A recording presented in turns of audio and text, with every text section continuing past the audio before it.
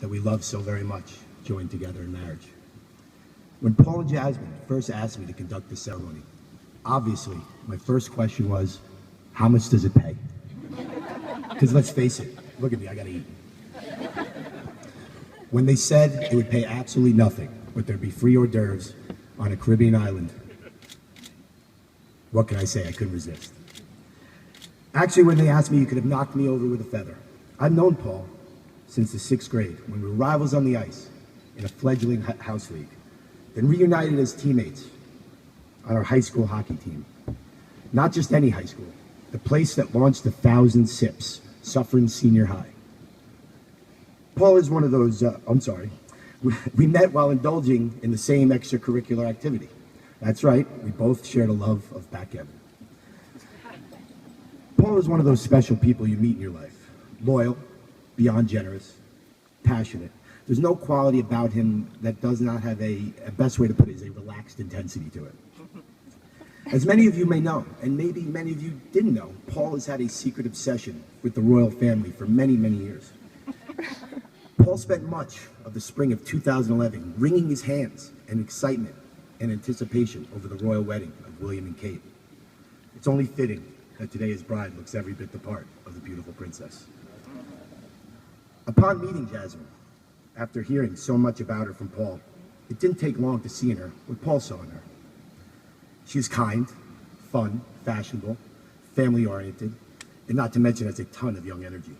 Jasmine, your bridal glow is gleaming today.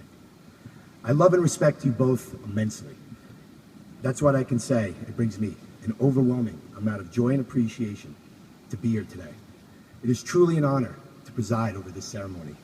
I thank you both for having me.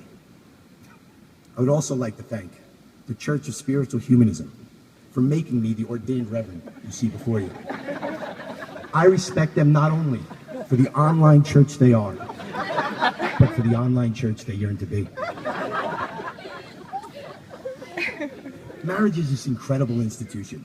Two people meet, usually by chance, and despite perhaps never seeing this person before, they see something in the other that strikes a nerve. They spend time together, learn about each other. They tell their loves, fears, anxieties, and passions to one another. They grow together until there is a bond that's felt so deeply between them that the decision is made to spend the rest of their lives together. That's what's so beautiful about marriage, that you'll always have someone to share everything with. You'll share ideas, plans from the future, memories from the past. You'll share a lifetime of experiences with the one person that means the world to you more than any other. Today, your family comes larger as you're welcomed into each other's with open arms. This day is so special and beautiful for your family and friends as they get to celebrate with you as you begin your journey as husband and wife. But it's even more special for you two, as this is the day you commit your lives to each other. You've been together a long time now and already have a bond that many would be envious of. And today, you promise each other that that bond you've shared is important and worthy of a commitment that will link you together forever. Today, you exchange vows. It's a powerful word indeed. It's a solemn pledge for your love that no matter what happens along the way, you'll always be united. But before we get to the vows, let me first speak about how this day came to be. When we're all growing up, all of us, I'm sure, envision meeting the person of our dreams in some romantic locale. Most of us are shocked to discover, myself included, that the locale doesn't always match our fantasies. For instance, I met my wife next to a keg in the basement of a fraternity house. For Jasmine and Paul, the location was every bit as romantic as one can ask for. Working together at Tao Restaurant in Midtown Manhattan. How very trendy and hip. You know those moments that a future opportunity arises for you in life? And in the spirit of the moment, and with the help of some spirits perhaps, you say yes. Even though in your mind, even as you're agreeing to it, you're not really sure if you want to do it. Accepting employment at Tao Asian Restaurant was one of those moments for both of them. But as it turned out, it was the greatest decision of their lives. The first 6 months were business as usual, according to Paul. Jasmine, being the younger vixen she is, Paul was nervous to do anything about an attraction that had developed toward her. When he finally had his courage, his efforts, as Paul would say, were a swing and a miss. Not much in the way of the success that he is used to in the past. Where some may admit defeat, turn tail, go home, Paul, the trooper he is, soldiered on in trying to spark Jasmine's interest towards him as a little bit more than a friend. Thankfully he did, because despite moving 2,333 miles away to Las Vegas, he came back to New York City, and that is when he got together with his future bride. When Jazz was a little girl, she would close her eyes, and the vision of their future Romeo would come to her. It was a man riddled with sports memorabilia, with chronic phlegm in his throat, sporting a t-shirt and a blazer while wearing sneakers at work, who happens to be her boss. I mean, isn't that every little girl's fantasy? Actually, it was probably the opposite of that, but sometimes the man of your dreams shows up in sneakers. But the place they made their first real connection on a date was at a place, as Mary Beth actually said yesterday, was at a place called the Strip House. The Strip House, yeah. If you're not from New York, they serve steaks there. Anyway, no first date would be considered enchanting without bringing Andrew Goldberg along. Yes, Paul brought Andrew as his wingman. Wave to everyone, Andrew, because I think there might be one person on this planet that might not know who you are. The next day, following that amazing dinner between the three of them, Paul and Jasmine took a trip to the Brooklyn Museum to see a Keith Haring and a Basquiat exhibit. It was so exhilarating that 7 years later, they have not been back since. Then after Jasmine quit her job at Tao to fulfill her lifelong dream of working in fashion and living in New York, is when things really started to become serious. It should come as no surprise that they hit it off so well. Both are kind people with generous and fun personalities. They share a similar taste for adventure and have open minds that have taken them to so many different places. They share similar values and care deeply for their family and friends. And most obviously, they have an impeccable sense of style. That's what it's all about in life, finding that person. That person you can't wait to talk to listen to spend time with. As so many people will tell you, it's not an easy person to find. At a chance time, during a menu meeting, one late summer night, that person was exactly what Jasmine and Paul found. Last Memorial Day weekend, my wife and I had the opportunity to spend a few days with Paul and Jasmine in Las Vegas, along with our friends Razzie and Jess and Sonia and Alex.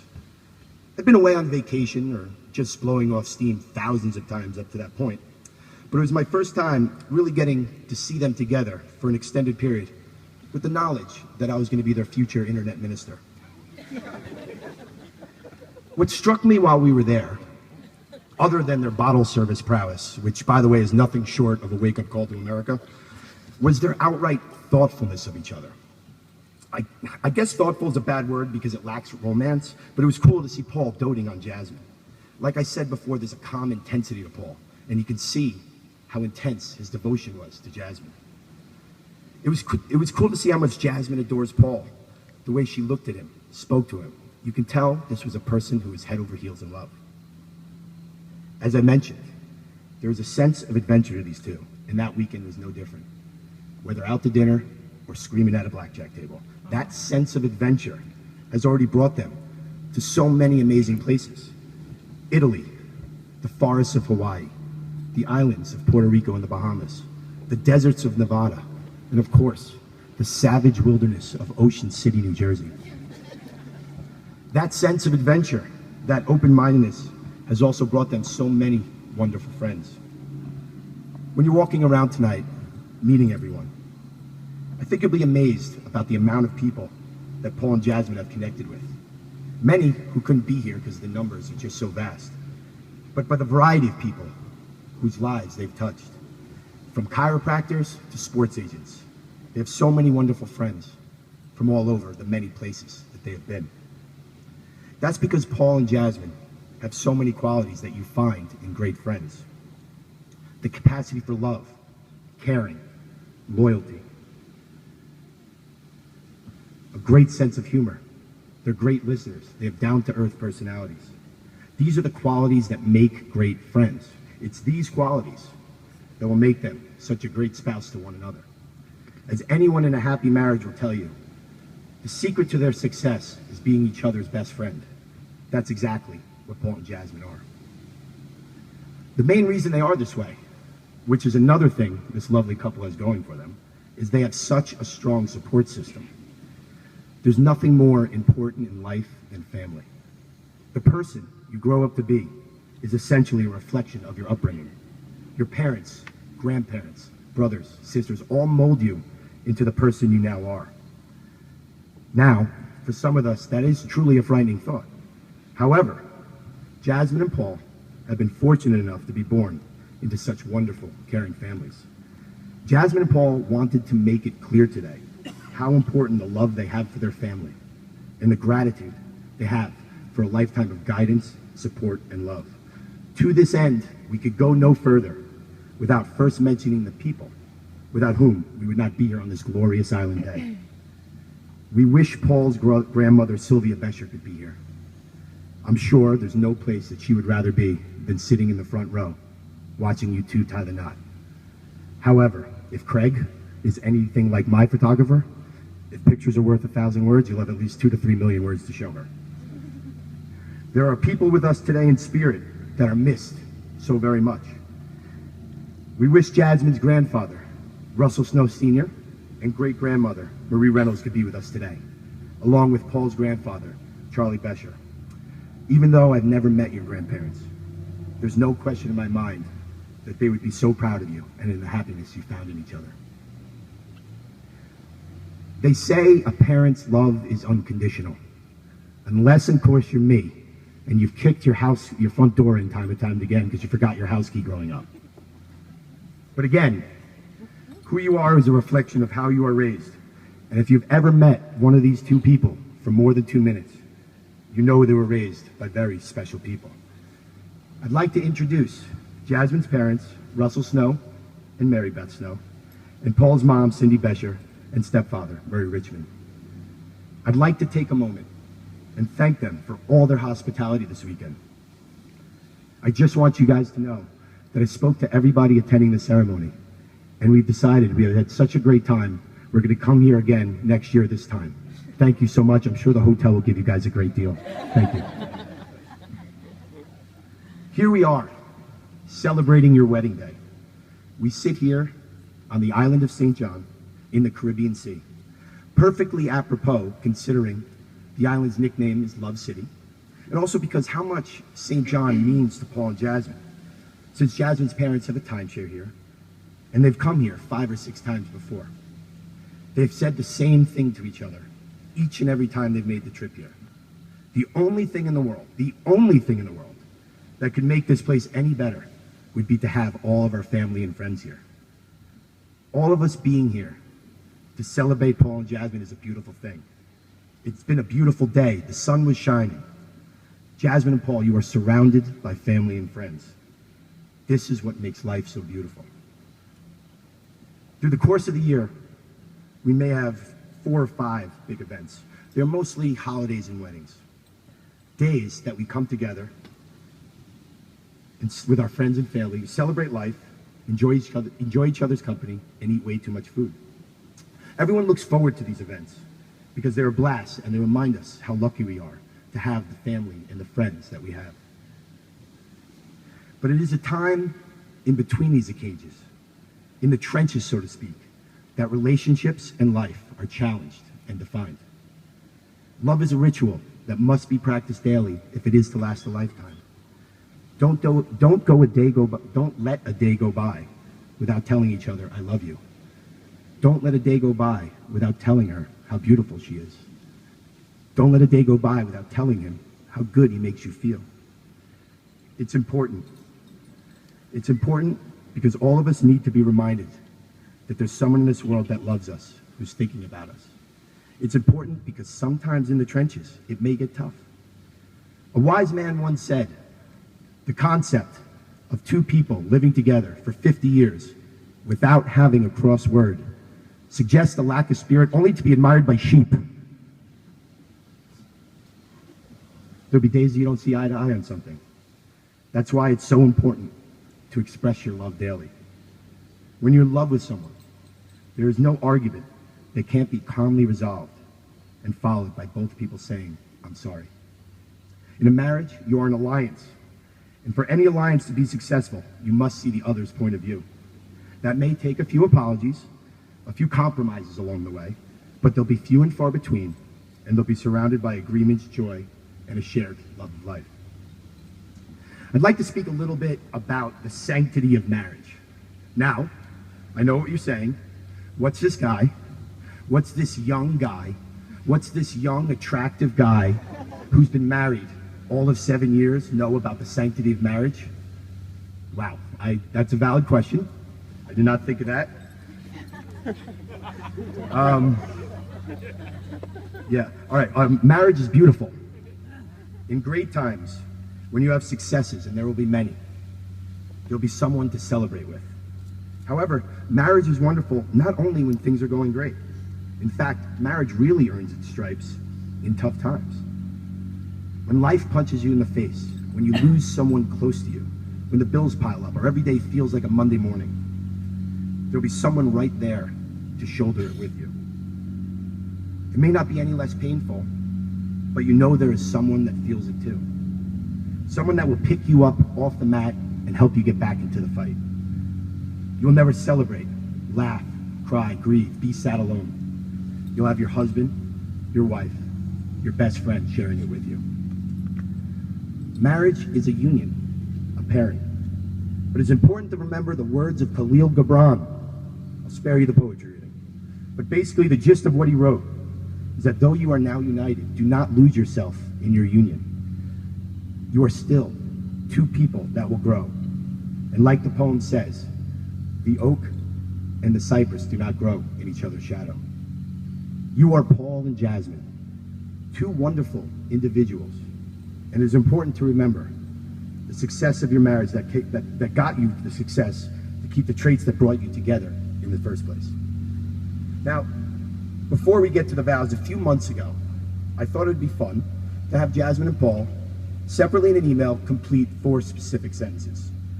Those 4 sentences commence as follows. When I see you, I remember when, I promise that, and lastly, I hope. This is what the two of them put together, starting with Paul's. When I see you, I get a feeling of love, comfort, and attraction.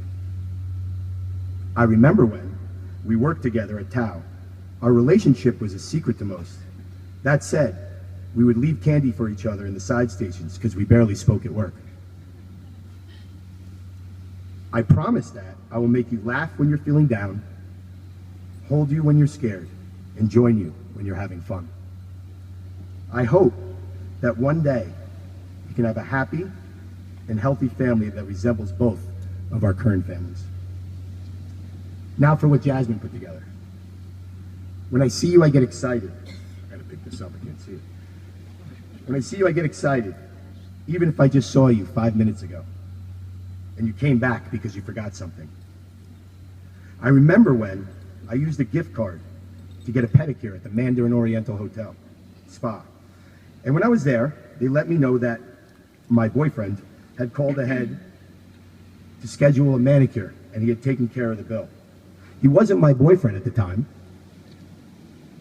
We had just started talking, but I had never felt so romantic before in my life. My face turned hot pink when the lady told me, and I felt like I was in a movie. I will never forget it. I promise that I'll always cook Paul snacks with lots of butter, cheese, and only good ingredients. I also promise that I'll be the most loyal partner and friend Paul will ever have.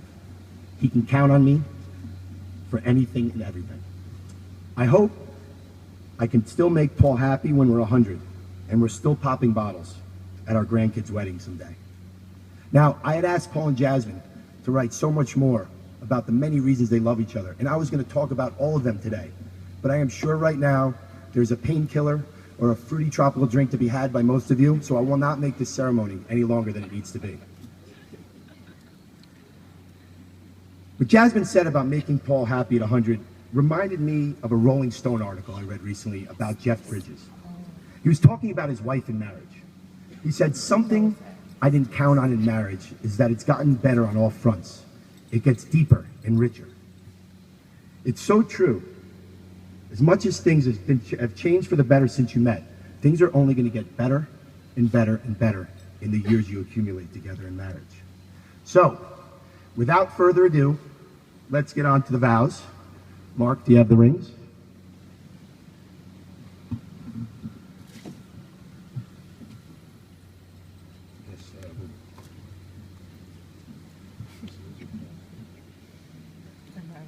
Yep, you're going first. Yeah, that'd be great.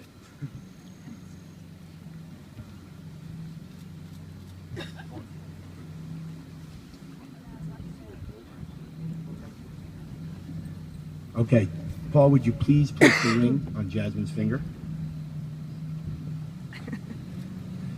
Do you, Paul, take Jasmine to be your wedded wife, to cherish in love and in friendship, in strength and in weakness, in success and in disappointment, to love her faithfully today, tomorrow, and for as long as the two of you shall live? Jasmine, would you please place the ring on Paul's finger? Do you, Jasmine, take Paul to be your wedded husband, to cherish in love and in friendship, in strength and in weakness, in success and in disappointment, to love him faithfully today, tomorrow, and for as long as the two of you shall live? Jasmine and Paul, in so much as the two of you have agreed to live together in matrimony, have promised your love for each other by these vows, then by the power vested in me and by the Church of Spiritual Humanism, I now declare you husband and wife. Murray, can you please bring up the glass? L'chaim, you may kiss your bride.